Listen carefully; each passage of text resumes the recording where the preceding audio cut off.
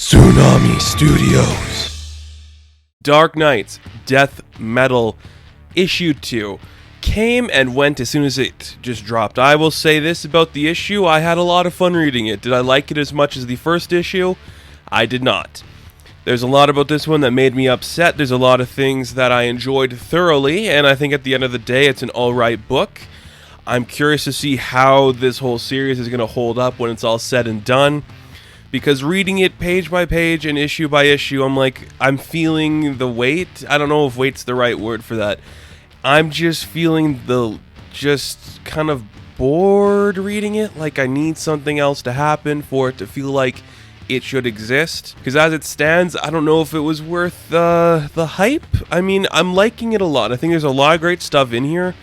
But it's not making me think like this is really fun or it's really worth reading. It's just a nice solid book that does some crisis-y things and takes characters in certain directions. I want to say this, because they released the picture or the cover for issue 2 where everyone's on the Batmo Beast. We find out it's the Batmo Beast. It's like this monster truck, Mad Maxian Batman mobile, which is kind of cool.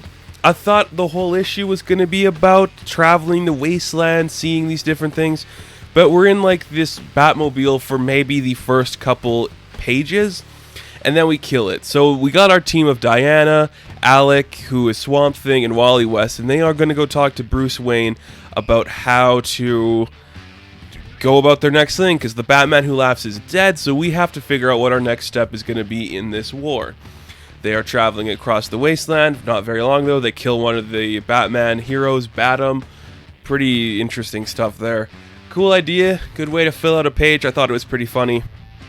They go to this old monument that's kind of located underneath Washington, D.C., which is pretty interesting. I'm curious as to why they chose that location. I think it's because a lot of the freedom fighters were buried there. I don't know if we're going to do something with the freedom fighters, but we'll get into that a little bit here. They show up to this base. They are instantly greeted by the Justice Society, or what's left of the Justice Society. We knew this was coming because we saw a little teaser for it. I think someone released a preview showing the Justice Society in issue 2. It might have been Capullo. It's very interesting. I'm curious to see what their role is going to be. If you're going to bring back the Justice Society in a big way, I don't know why metal had to be that reason. Because I was really how are these guys still alive? Maybe it could be written off they're old and they're not going to be able to do anything. But they're still going to be doing something. I think it's Dr. Faith, Wildcat, Alan Scott, and Jay Garrick, which is pretty cool. I think that's still interesting. There could be something really cool happening there. But they are at this headquarters, or this graveyard, makeshift graveyard, underneath that is somewhere in Washington, D.C., one of the big grave sites. And Batman is there talking to Jonah Hex. He's like, who are all our dead heroes? So I guess it's a base where they brought all the dead heroes and characters. And we're trying to figure out who we're going to resurrect for this war. We got people like Liberty Bell, like Uncle Sam. There's a bunch of other names being tossed around. You see a list of the people that died. It's Johnny Quick, I think, was one of them. And then you see Hank Hall, who was Hawk before. We're going to bring back all the dead characters who are currently dead in the continuity going on right now. Right? Because I'm not caught up on everything in DC. I don't know who's currently alive and who's dead. But how long has Hank Hall been dead, who is Hawk? Because it would make sense to me he'd be alive because he's got a TV show. So if he's dead, I'm kind of curious to see how that's going to play out. And maybe he's just dead in this continuity. Whatever. We get a couple of heartfelt moments here with Diana and Bruce talking to each other. Just kind of we got to do this a certain way. I tried it that way before in the first metal event. It didn't work, Diana. We can't do it that way. But it's really Swamp Thing who kind of brings everybody together and says, we have to strike at certain times, you know? I think that's pretty interesting. I'm liking what Snyder's doing here. He's really setting up for something bigger, and it needs to pay off soon or else I'm going to get really bored. You could do all the build-up you want, and I'm fine with it if the payoff is worth it, but you're introducing a lot of these weird elements that I'm kind of curious about, so I'd love to see some payoff for that coming soon into this idea and this plan. And as we're having this conversation, we realize a part of our plan is going to involve a speedster, so guess who shows up? Barry Allen. I was not expecting to see Barry Allen. We have 3 generations of Flashes here, Jay Garrick, Wally West, and Barry. I'm like, okay, what's our plan here? We got to go to New Apokolips, we got to spring our friend, and then I got a plan to take them all down.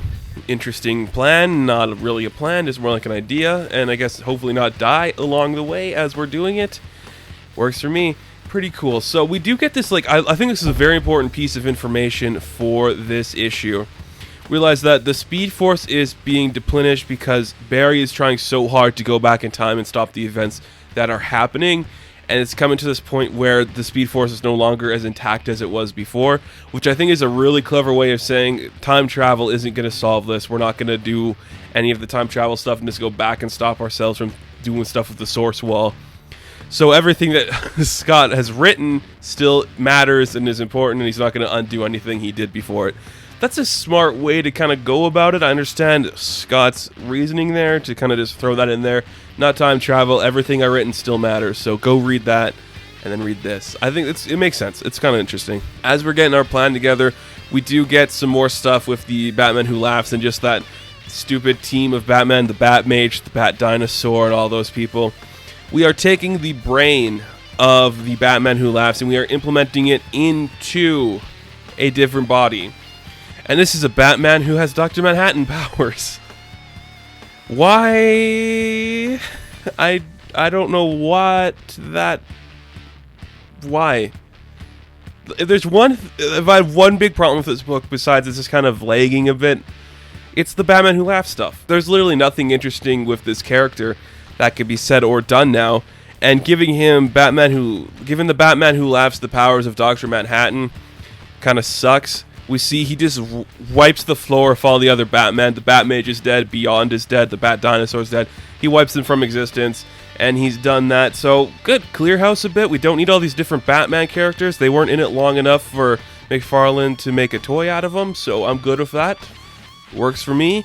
Let's move on. What's going on here? Oh, our Batman Who Laughs is lonely. He's going to keep one of the Robins behind and give him kind of more intellect and intelligence and make him his Robin King. And he's like, I like this, I'm powerful again, but blue sucks. Why am I going to be blue? I'm not Dr. Manhattan. I'm the Batman Who Laughs, baby. I'm going to be the Darkest Knight. So he's just a pure black spectacle of just, interesting intentions. It's not that compelling stuff. I don't know. To me, it just isn't worth it. Like, it's not that interesting where I'm like, I'm super happy this is happening. It looks okay. It's kind of interesting, but I don't care. I can get by the building up anticipation stuff. I can't get by how much I hate the Batman Who Laughs stuff. It's just not interesting or compelling. And the last part of this book is all of our characters are now riding away to the secret base that Bruce knows about. I guess Harley Quinn showed up at some point. Barry's running out of fuel. He's losing energy fast. And they're going to the secret base that the Toy Master built, calling back to metal because Scott Snyder likes to call back to his stuff. And inside this base, we realize Bruce has been working with Toy Master and building this certain... What's the best way to describe this? I want to call it a Gundam suit because I think Scott's a fan of like those robotic, Jaeger anime stuff. I'm not sure. Robotech? I don't know if Robotech would be right either.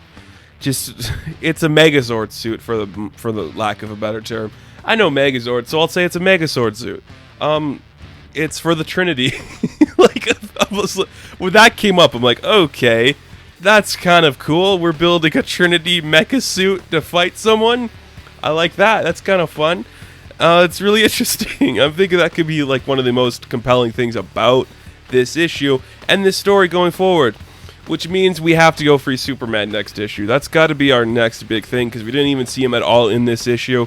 I was kind of surprised by that. So I would say next issue we are going to be freeing Superman and we're going to see the consequences of that and how that happens. Overall, it's not a bad issue. I think sometimes it lacks just the emotional oomph that the first one had, and the Batman Who Laughs stuff is not as compelling as I think Snyder wants it to be, or he knows it's not as compelling, so he's trying to do new things to make you care a little bit more about what's happening with that character. I'm still very much invested in death metal, and I'm really happy I'm reading this book. I think it's calling back to a lot of things I really like. It's great seeing references to things like Uncle Sam and Liberty Bell, having the JSA in there. While I think it's kind of weird that they're still alive, I'm kind of okay with seeing them. It's really fun, for the most part. And I'm loving a good Wonder Woman story. Like I've said before, I want to find a good jumping on point for Wonder Woman. I know it's not death metal, but more Wonder Woman for me is really important and really cool, so I'm glad that's happening. And it might be worth reading, so I definitely recommend checking out Death Metal #2. And I want to thank you guys so much for watching this review. Be sure to like and subscribe to the channel. As always, you can check me out on Instagram, Patreon, Twitter, all that good stuff. And of course, have fun, stay safe. Good luck, rock and roll.